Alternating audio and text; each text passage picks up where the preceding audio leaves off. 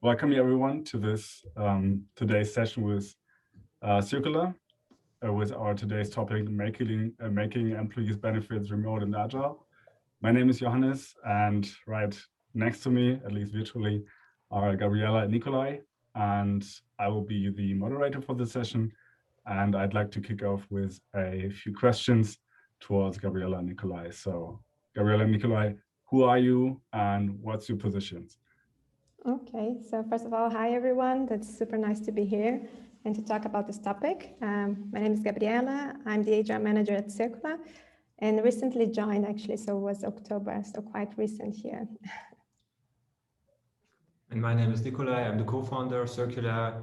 Has been around here for 4.5 years and kicked off the whole idea. Thank you both. Very happy to have you. So what is Circula's mission and what are you guys doing? So in a nutshell, we started with the idea of making expenses effortless because we actually have been focusing on everything around travel and out-of-the-pocket expenses. And last year, we had to some degree to reinvent ourselves because of the situation, but also because of our changed perspective on how people are going to work in the future. And that's why actually over the tenure of last year, we were thinking about like, what do we stand for? And that's why actually what you already introduced us with came up with the mission, making employees benefit in a wider sense by combining what we have already offered in the expense management area with a few benefits that we see as the predominantly asked by employees. So this is what we are standing for. Nice. So maybe you can give us a little outlook on what the session will be about and maybe some key takeaways up front for the audience. I think we have divided into two different parts. So one part's more related to HR and the new trends, how we can make remote work actually work. And when we think in the long term and how we can make employees benefit from it. And in that regards, we come with the topic that's benefit. How can we make it digital? How can we make it remote and agile? So I would say the takeaways would be that, and by enhancing our culture as well, using benefits with that. Yeah. Cool. Very much looking forward for the next 25 minutes. Before we start, for the organizational part, if you have any questions, please make use of the Q&A window at the bottom, and we will answer your questions after the presentation. If we do not have the time to answer your questions, you can always visit the Circula body profile and place your questions over there. With that, handing over to you guys. Perfect. I'm going to share my screen. Hope you can see it. Okay, so I think we already spoken about what we're going to talk today. Moving on a little bit, we also said who we are, but just to give a little bit more context, we are based in Berlin. We are 36 employees only, so quite a small team. And as everyone else, we are living this remote or hybrid work possibilities, which is a trend, a forced trend from Corona. And this is how we start today. So how can we talk about an HR and processes and everything we have to structure when our employees are not working on site anymore, and when we have positions that 2 years ago, they were not even considered as being possible of work well when in remote work. We have some nice statistics from Personio HR from 2021 that they say that after, I think before 2 years, 17% of employees, they had a remote job. And right now, this number increased to 71%. This is a huge challenge when we think that we had to adapt in such a fast pace. So we had to make fast decision makings. We had to learn by doing. And the big question right now is, how is remote going to look like? And if the strategies that we have right now, are they going to enable the good sides of remote work or not? How are we thinking about this in the long term? So thinking about not only from the HR perspective, but what employees are expecting and looking for, we have also this research from IHK and Microsoft.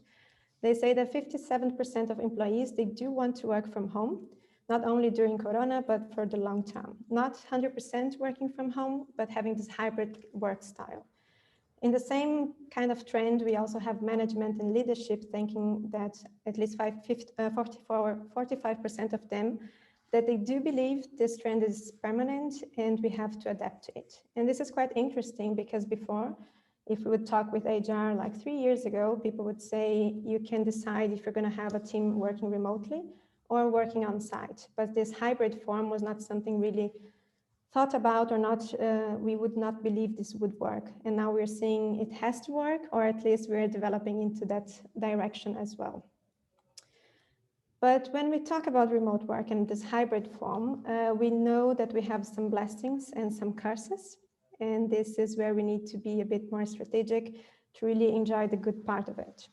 When we think about the positive sides, and I think everyone is experiencing it, it's the time saving that we have.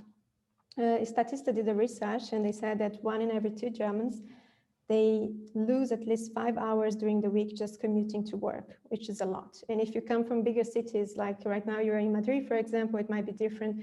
If people are in London, this time can be even more.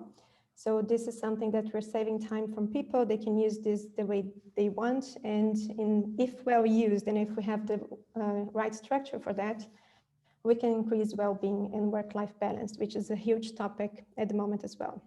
So in that regards, I think everyone is already experiencing it. The flexibility and the independent work that we can create, working with asynchronous teams, working with different time schedules, and being able to really focus how our work works for us.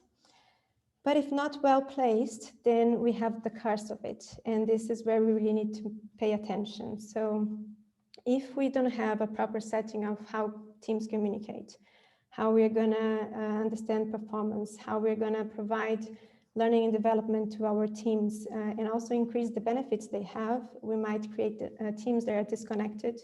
We might have information loss, and in the end, we might create a bad employee experience.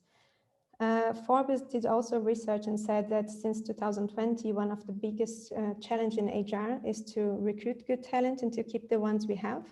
I think this has been always a good challenge for human resources, but right now the market is becoming remote, which means we can outsource candidates from many different places and the competition is there.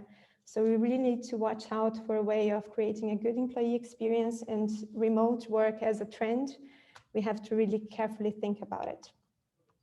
This is a nice research as well from IBM, because so far we're talking about the HR perspective, but now if we look at employees, what are they looking for? And they are basically looking for work-life balance.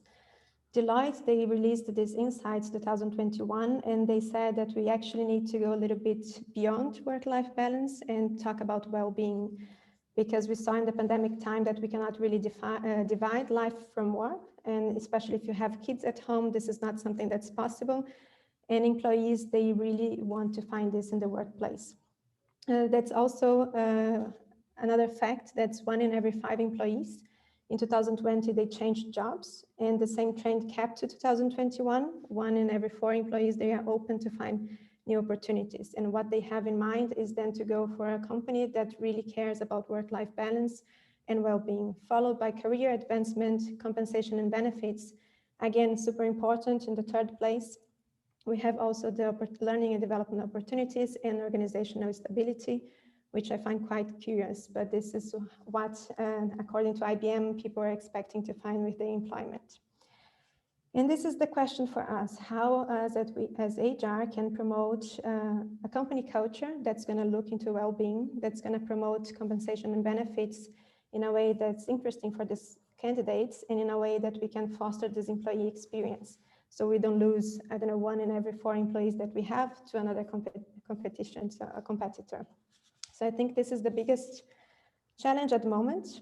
And when we look to HR during COVID times, there is something that happened according to Factorio HR. So our admin work became really big. 60% of the time we had was invested on admin, which makes sense because HR was first thought as to be something that would work on site. And now we have everyone working remotely. How can we do our tasks? How can we perform our projects and our processes when now we have to do it digitally? So we need to adapt, and we need to adapt it fast. In that regards, we lost time spent with operational tasks and also strategic. And this is something we need to invert, and we need to rethink in a way that we can be smart and we can plan ahead.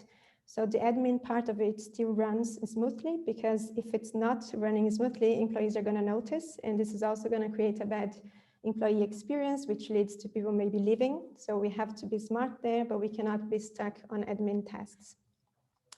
So how can we make remote work sustainable?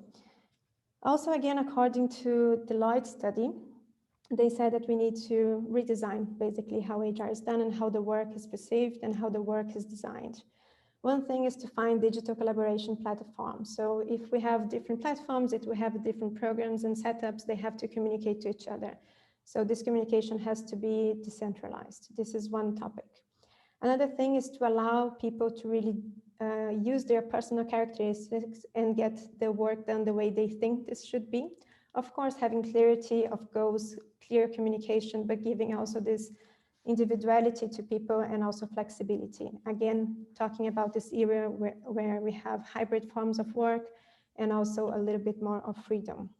And in regards to HR, we need to think also the way we are counting the time people work, how the meetings are being conducted, and how much time people spend really into chats and talks, because in the end, we need to be able to have certain working times so people can benefit from work-life balance and also benefit from the extra time everyone got by not commuting to work anymore.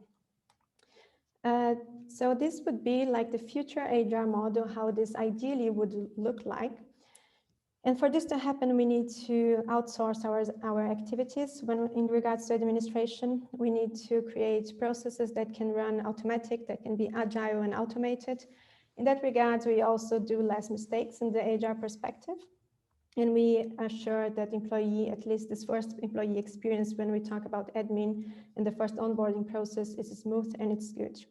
Then we can focus on operation and strategic. But then we have another challenge, that's because every time HR is thinking in a strategic way, it takes some time. So if we plan a different approach, if you want to test a hypothesis, we need to get data, we need to get feedback from everyone in the company. We cannot work alone, right? We need to get this input from everyone, and this takes time.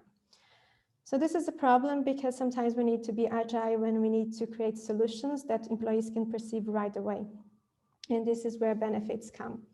So for example, we have here the 6 most challenging topics, or the 6 solutions HR leaders are looking for, so they can tackle the challenges they are having at their companies at the moment. So as I mentioned before, we have finding, attracting, and retaining talent as one of the biggest ones. Circula doesn't fall far away from it, so we are also in that trend, followed by developing people to their full potential, improving employee experience, creating collaborative working environment, plan the workforce, and increasing diversity and inclusion.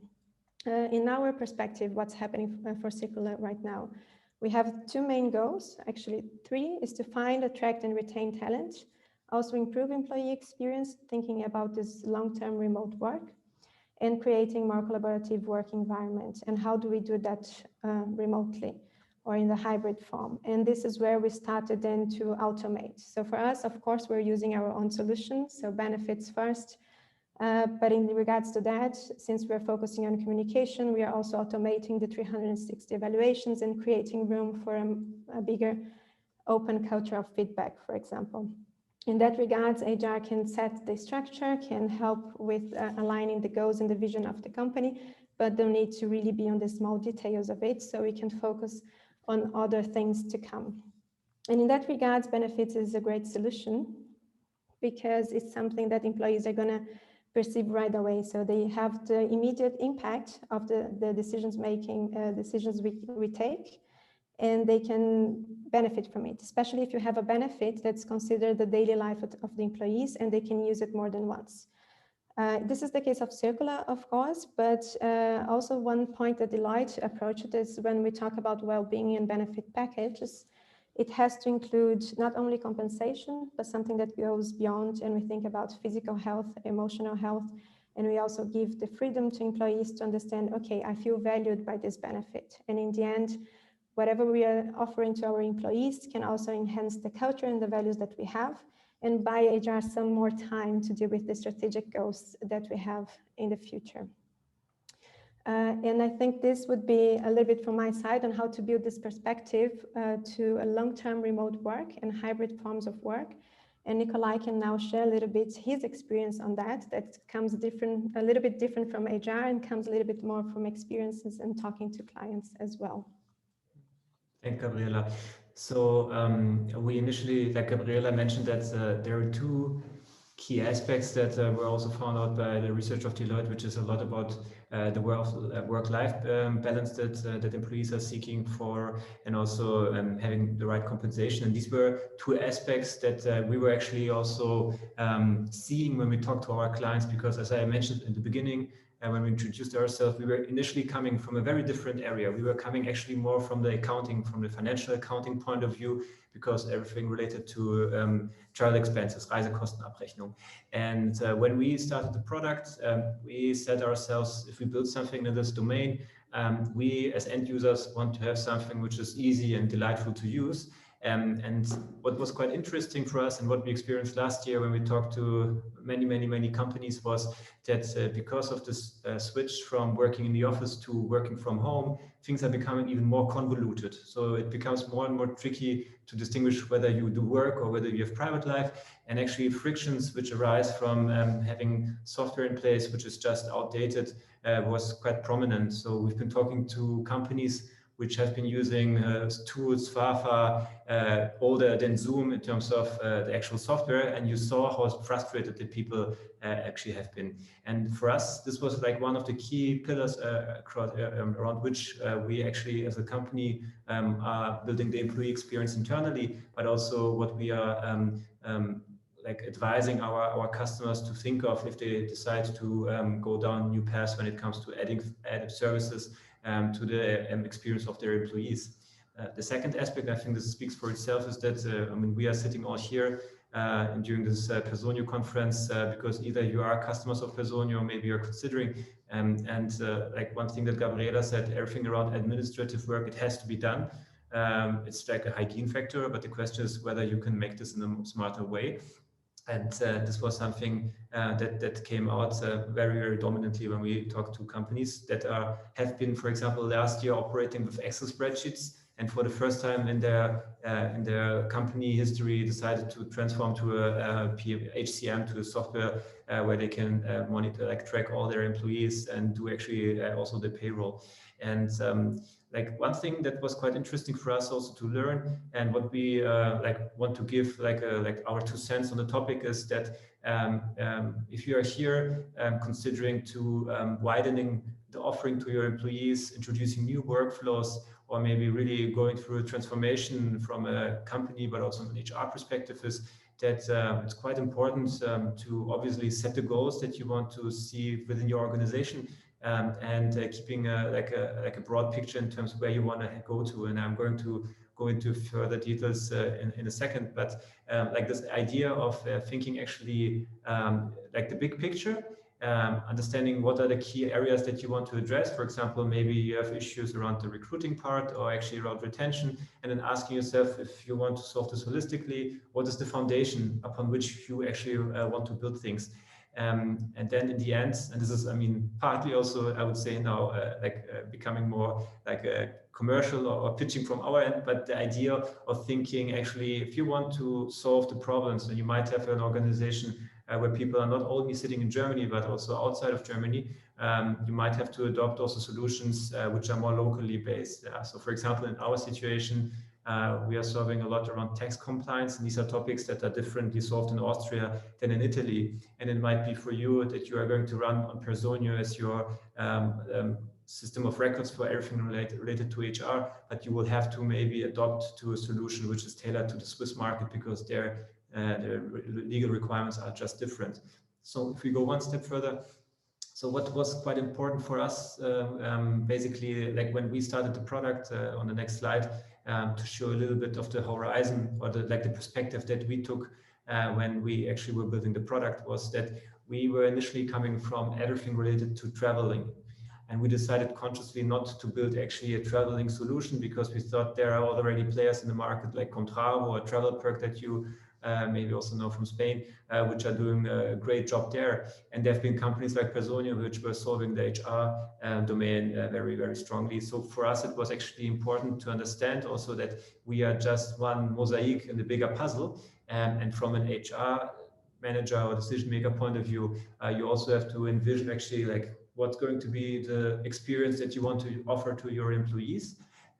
What restrictions do I have from a regulatory point of view? Because I think this is like the underlying driver that you have to take into account. And then actually starting to build up your like future employee experience around that, having as a foundation like the system of records, knowing where the data has to flow into the different payroll systems, which is mandatory, and then adding on top of that everything related to understanding how people are developing, how you can retain people, how you can make life easier for the people. So this was something where we were coming from, having this customer journey or the user journey in mind. And so what we actually saw, if you go one step further, is actually that we as a company have been challenged by the lockdown, but also it was for us like a catalyst to actually ask ourselves, like, how is the future of your employees going to look like? And I think one aspect which came for us as a conclusion is that, I mean, people are going to continue working in a mobile world, and I mean, while now people are not traveling, people are going to come back to this, let's say, activity, I guess, already in a few months. And these aspects that have been prominent for us before the lockdown are going to sustain. But actually, like this aspect of hybrid work became really, really something that all of us, to some extent, will accept and also actually are pleased to welcome. And this actually led to us rethinking how the experience of people are going to be in the future, and actually combining various use cases into one in order to live up to this promise that we set ourselves, but also what we hear so often from HR people, that you want to delight your colleagues. And you don't do this by making things complicated. You do this by making things simple and automated. And the third aspect, and that's what we meant with contextual expenses actually, is to think, to basically challenge the status quo, which is thinking in silos or workflows which are predefined. So if you've been working in this domain, you know that, for example, if you have travel expenses, there are aspects that have to be pushed into the payroll because it's mandatory to provide this information in case of an audit. And there are things that actually have to be forwarded to your financial accounting because your head of finance expects the receipts to be there. And the same aspect also applies to things related to meal allowances, or if you go into other areas like the job ticket that you know in Germany, like the idea to actually offer like a compensation for people that in the future will have to go back to the office. And so actually this is what we also like want to like provide as an insight from what we've been experiencing, and where we see currently quite a lot of demand is trying to think about like what are the different solutions, like what's the long-term vision for how HR is supposed to be on a strategic level, but on a tactical level also to understand like what are the quick wins or like the short-term gains that you can actually provide to your employees. And if you have those two aspects in mind, the question is, can you make it more simple? You know, instead of thinking about all these things like as individual units, whether this could be unified. And that's something that we see and also in the United States happening with like changes in how HR is functioning, but also the technology around it. And that's something that we also now see with companies in Europe starting to pick up. So if we go on one further. Exactly. So this was actually something that maybe circling back to what Gabriela was showing before with the pyramid. So the idea to think for yourself, if you take this away, the pyramid of whether you're operating on a strategic, operational, or administrative level, and asking yourself whether you have enough time for the strategic and the operational level, and if not, whether you could actually make your life easier.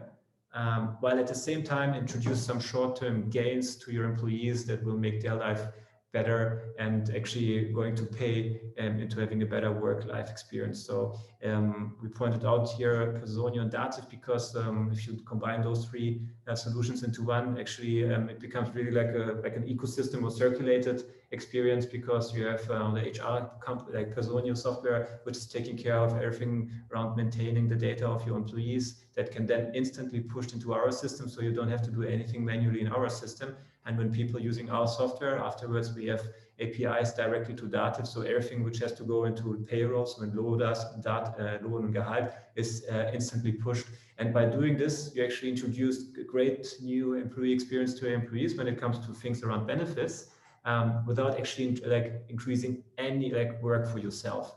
So actually it lowers the administrative work for you, and it pays into your operational and strategic goals of having a better work life and general employee experience. So this is some things that we thought could be insightful for you to take away from here, thinking about the strategic level, but at the same time, how can I be also pragmatic about it, because all of us have so much things to do, and you won't ever have time to actually get everything done. So to be smart about the time that you have.